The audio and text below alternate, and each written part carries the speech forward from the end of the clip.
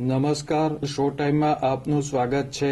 ભાલના સનેશ અને ગણેશગઢ ગામ વચ્ચે ઇંગ્લિશ દારૂ અને બિયરનો જથ્થો ભરેલી કારનો અકસ્માત થતા 2 વ્યક્તિને ઈજા થઈ હતી। પોલીસે વિદેશી દારૂ, બિયરનો જથ્થો અને કાર કબજે કરી કાયદેસર કાર્યવાહી હાથ ધરી છે।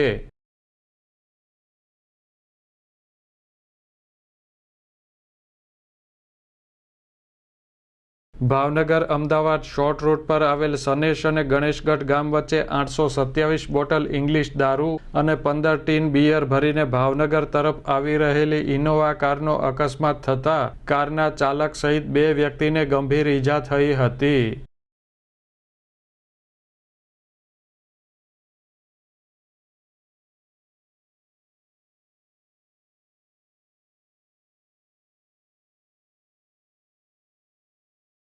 આ ઘટનાની જાણ થતાં વેળાવદર ભાલ પોલીસ દોડી ગઈ હતી અને ઇંગ્લિશ દારૂ અને બિયરનો જથ્થો તેમજ કાર કબજે કરી કારના ચાલક સહિત 5 વિરુદ્ધ ગુનો દાખલ કર્યો હતો।